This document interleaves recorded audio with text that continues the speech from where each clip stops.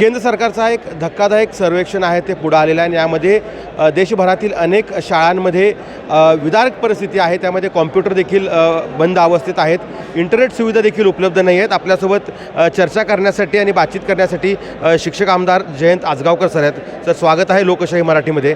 काय सांगाल या एकूणच धक्कादायक स्थितीबद्दल, आपलं काय म्हणणं आहे? आज जर बघितलं केंद्र शासनाच्या वतीनं कॉम्प्युटर्स असतील, अटल टिंकरिंग लॅब असेल, या सुविधा शाळांच्यामध्ये पुरवलेल्या आहेत। परंतु दुसऱ्या बाजूला जर बघितलं तर बऱ्याच शाळांमध्ये त्या ठिकाणी इंटरनेटची सुविधा नाही आहे, वायफायची सुविधा नाही आहे।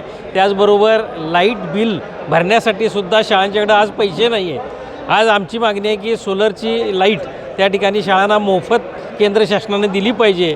आज लाईट नसल्यामुळं त्या ठिकाणी बिल भरलेलं नाही, म्हणून कनेक्शन कट केलेले आहेत आणि अशा परिस्थितीमध्ये शाळेमध्ये या मुलांना हे नवीन तंत्रज्ञान जे आहे ते शिकवण्यासाठी पुरेसा स्टाफ देखील उपलब्ध नाही आणि यामुळेच खऱ्या अर्थानं त्या ठिकाणी बऱ्याचशा ठिकाणी कॉम्प्युटर्स असेल, अटल टिंकरिंग लॅब असेल, ही बंद अवस्थेत राहिलेली आहे। एकूण जर पाहिलं तर 57% फक्त शाळांमध्ये कॉम्प्युटर सुस्थितीत आहेत, चालू आहेत आणि उर्वरित शाळांमध्ये सध्या कॉम्प्युटर आहेत पण ते बंद अवस्थेत आहेत।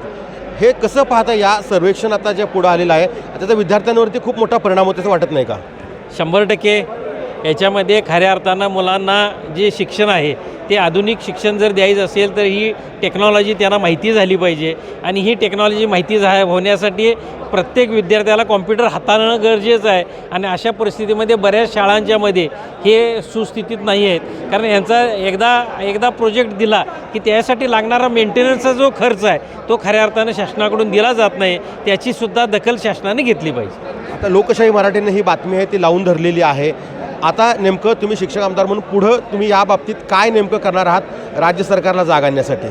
या ठिकाणी आत्ता शिक्षण मंत्र्यांनी त्या ठिकाणी पदभार परवा सांभाळलेला आहे, अजून त्यांचं काम चालू झालेलं नाही म्हणावं तसं। त्या ठिकाणी ही जी मागणी आहे ही आपण लावून धरणार आहोत की मुलांना प्रत्येक शाळेमध्ये मुलांना हे कॉम्प्युटर शिक्षण मिळालं पाहिजे।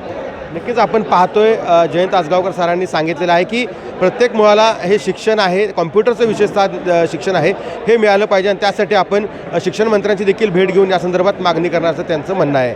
सत्यजाऊनकर, लोकशाही मराठी, कोल्हापूर।